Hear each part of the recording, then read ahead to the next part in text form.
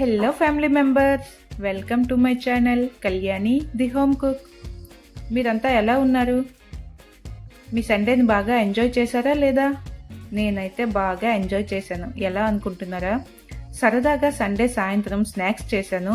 వాటిని పిల్లలు ఇష్టంగా తిన్నారు. నేనైతే చాలా హ్యాపీ ఫీల్ అయ్యాను. ఎందుకు నేనేం చేశానో తెలుసా? వాళ్ళ కోసమని ఇంట్లో ఉండే వాటితోనే నేను ప్యాన్ పిజ్జాస్ అయితే ప్రిపేర్ చేశాను. టేస్ట్ చాలా బాగా వచ్చాయి. సింపుల్గా ఇంట్లో ఉండే ఇంగ్రీడియంట్స్తో క్విక్గా చేసుకునే స్నాక్ ఐటమ్ అనమాట ఇది. వీటి కోసం ముందుగా నేను ఒక స్వీట్ కార్న్ని, ఆ కార్న్స్ అన్నీ ఒలిచేసి ఇలా వాటిని కొంచెం సాల్ట్ వేసి బాయిల్ చేసి పెట్టుకున్నాను. ఈలోగా మనకి అవైలబుల్గా ఉండే వెజిటేబుల్స్ అన్నింటినీ తీసుకుని ఇలా కట్ చేసుకున్నాను. Carrot, onion, tomato, sweet corn వీటిని తీసుకున్నాను. క్యాప్సికమ్ అయితే నేను ఇక్కడ వేయట్లేదు, పిల్లలు వాటిని కొంచెం ఇష్టంగా తినరనమాట, అందుకని నేను క్యాప్సికమ్ స్కిప్ చేసేసాను. తర్వాత మనకి అవసరమైన చీజు, అలాగే పిజ్జాపై వేసుకునే మన ఆరిగానో, చిల్లీ ఫ్లేక్స్ ఉంటాయి కదా, వీటన్నింటినీ రెడీ చేసుకుని, ఇంకా అలాగే మనకి టొమాటో కెచప్, అలాగే మయోనీస్, లేదంటే పిజ్జా సాస్ ఉంటే పిజ్జా సాస్ని కూడా యూస్ చేసుకోవచ్చు. ఇక్కడ నా దగ్గర అయితే ఈ మినీ బన్స్ అయితే ఉన్నాయి. నేను వాటిని యూస్ చేసి ఇప్పుడు పిజ్జాస్ అయితే ప్రిపేర్ చేస్తున్నాను. ఇవి ప్యాన్ పిజ్జా కదా, ఆల్రెడీ బ్రెడ్ అయితే బేక్ అయిన బ్రెడ్డే కనుక జస్ట్ వాటిపైన మనం సాసులు అవి పెట్టేసి మన దగ్గర అవైలబుల్గా ఉండే వెజిటేబుల్స్ అన్నీ వేసి చీజ్తో ఫిల్ చేసుకుంటే ఇవి రెడీ అయిపోతాయి. చూసారు కదా, ఇలా బన్ పైన ఉండే లేయర్ని రిమూవ్ చేసేసి తర్వాత ఫస్ట్ కొంచెం టొమాటో కెచప్ని ఇలా స్ప్రెడ్ చేసుకోవాలి బన్ మొత్తాన్ని. తర్వాత దీనిపైన కొంచెం మయోనీస్ని కూడా అలాగా స్ప్రెడ్ చేసుకున్నాను.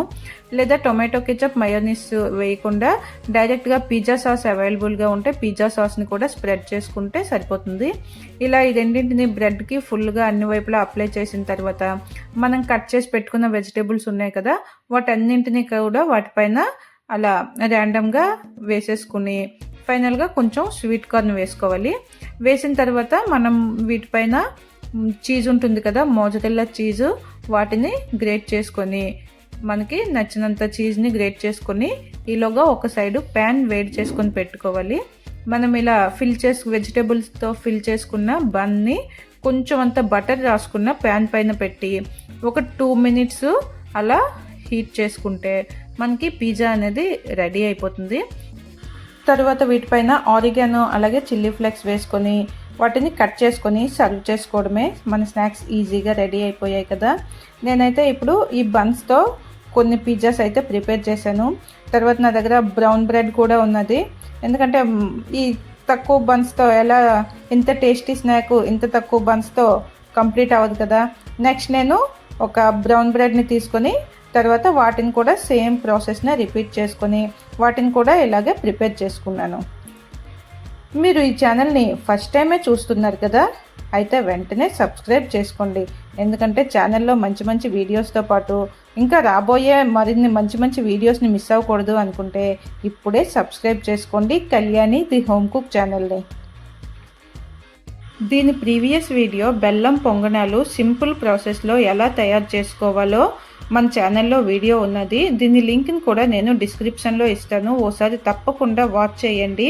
అలాగే తప్పకుండా ట్రై కూడా చేయండి, ఎందుకంటే ఇటువంటి వంటల్ని ప్రజెంట్ జనరేషన్కి మనం చేస్తూ వాటిని ఇంట్రడ్యూస్ చేయాలి కదా. అందుకని చెప్పి నేను ఆ వీడియోని కొంచెం రెస్పాన్సిబిలిటీతో ఫీల్ అయ్యేసి వీడియో చేశాను. తప్పకుండా వాచ్ చేయండి. పిల్లల కోసం చేసే ఫుడ్ టేస్టీగా ఉంటే చాలనుకుంటున్నారేమో, మా ఇంట్లో పిల్లల కోసం చేసే ఫుడ్ మాత్రం అది ప్రిపేర్ అయ్యేసరికి చాలా టాస్క్లే కంప్లీట్ చేయాలి. ఎందుకంటే వాళ్ళన్ని కండిషన్స్ పెడతారనమాట.